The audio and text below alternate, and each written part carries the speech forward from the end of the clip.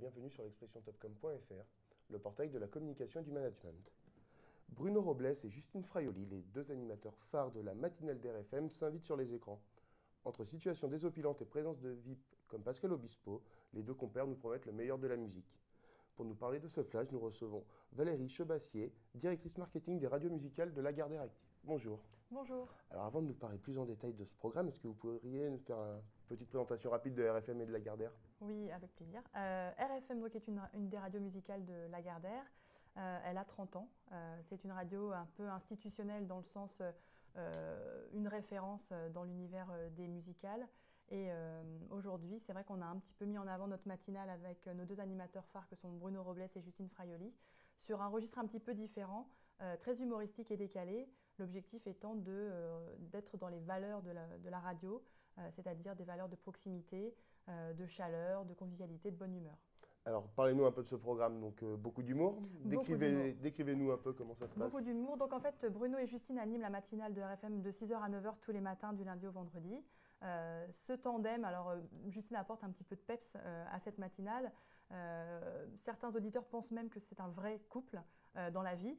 C'est vrai qu'on joue un petit peu là-dessus, mais ils se renvoient la balle, ils n'hésitent pas à se moquer l'un de l'autre, mais toujours dans un humour un peu bon enfant, sans méchanceté jamais.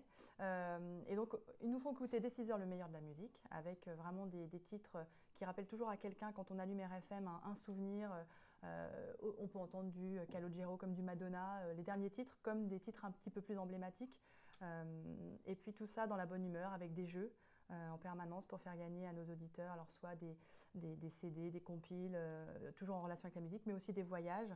L'objectif étant toujours d'offrir le meilleur, quel que soit le sujet en fait, au-delà de la musique. Alors quand on regarde les films, à quoi ça ressemble ? On a développé en fait 5 films. L'objectif était à la base de communiquer vraiment sur la promesse centrale de RFM, c'est-à-dire la musique et le meilleur de la musique. Mais il faut qu'on explique ce que c'est que le meilleur de la musique, bien évidemment, tout en étant cohérent avec la promesse éditoriale de RFM. RFM, c'est toutes les musiques. Souvent, les gens pensent qu'on est sur des musiques un petit peu anciennes.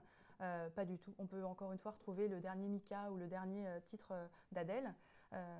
L'objectif, c'est vraiment d'être dans un écrin un peu une espèce de petite bulle d'oxygène au milieu du quotidien, parfois un petit peu rapide et morose.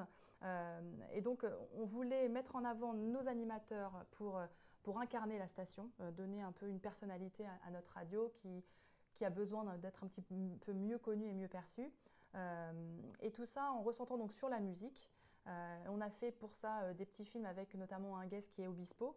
En plus, on est partenaire avec RFM de sa comédie musicale Adam et Ève. Donc c'est vrai qu'il y a eu un concours de circonstances plutôt favorable.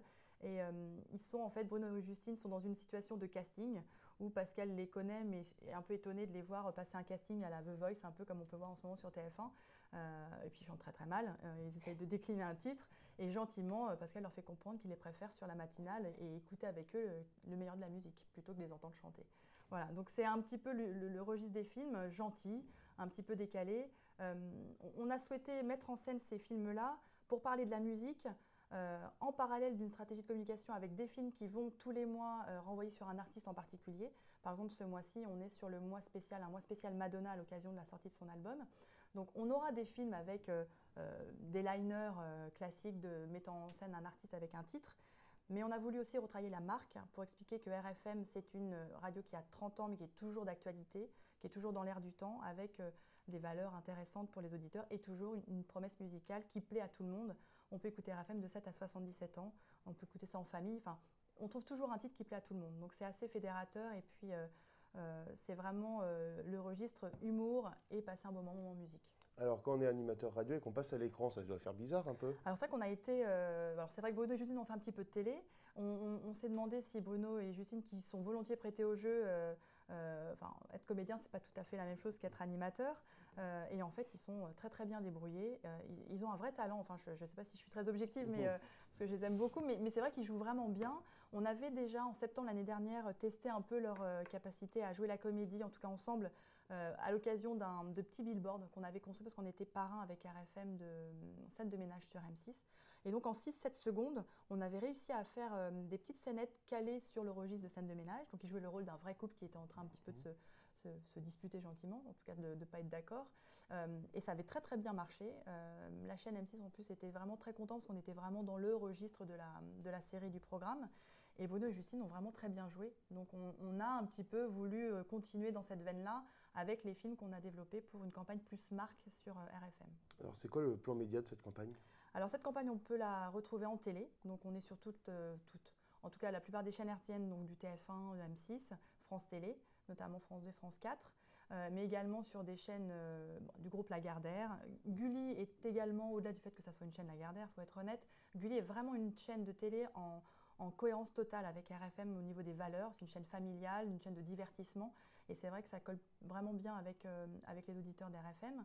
Et puis des chaînes comme W9, même 13e rue, des chaînes plus thématiques, mais qui correspondent bien à la cible qu'on souhaite toucher, à savoir effectivement plutôt des jeunes femmes 25-49 ans. Voilà, la fameuse ménagère, mais qui est bien moderne. C'est vrai qu'on s'adresse à tout le monde, mais c'est vraiment la cible, un petit peu cœur de cible de RFM aujourd'hui. Et on peut retrouver également les vidéos sur Internet? Alors sur Internet, sur rfm.fr, ça évidemment, mais sur l'ensemble des sites Première, on a également du duel.fr, versionfemina.fr, du public.fr. Donc sur un certain nombre de sites. Et puis on a essayé de mettre en place un système de community management avec une présence sur les réseaux sociaux. Et on espère que les films, naturellement, vont pouvoir se transmettre voilà, spontanément, buzzer sur le web. Comment cette campagne s'inscrit dans la stratégie de communication d'RFM? Alors, ces films-là s'inscrivent dans une volonté d'être présents en télé, parce que c'est vrai qu'avec RFM, on a une vraie affinité avec les téléspectateurs, en tout cas sur les chaînes qu'on a choisies dans le plan. Donc, ce sont des films plutôt marques institutionnelles, même si on parle de la musique, mais on ne montre pas d'artistes en particulier. Et en parallèle, chaque mois, associés à nos mois thématiques musicaux, on a des films très artistes. Donc là, Madonna, on avait fait un mois Gérald de Palmas, on va prochainement avoir un mois Laurent Voulzy.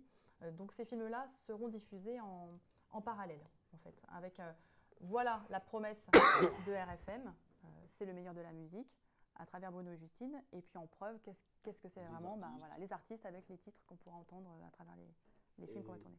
Combien de temps va durer cette campagne? Comment elle va évoluer? En fait, sur le premier semestre, là, il y a eu un gros lancement d'une période de 15 jours. Et là, on va la réutiliser au fur et à mesure de l'actualité. Parce que, par exemple, on a décliné un film avec Bruno et Justine sur les présidentielles. Donc, c'est vrai qu'on est en train de mettre en place un plan à l'occasion des élections où, en fait, on voit Bruno qui se fait interviewer par Justine.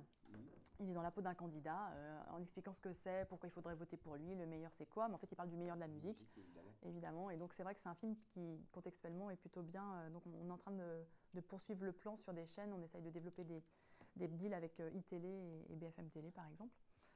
Puis, on a un film aussi qui s'appelle La Recette, où Justine et Bruno parlent du meilleur de la musique comme si c'était une recette de cuisine.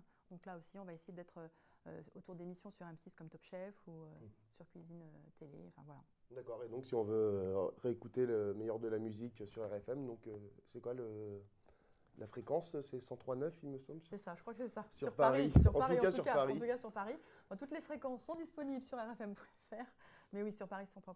D'accord, merci beaucoup Valérie d'être venue répondre à nos questions. À bientôt. À bientôt.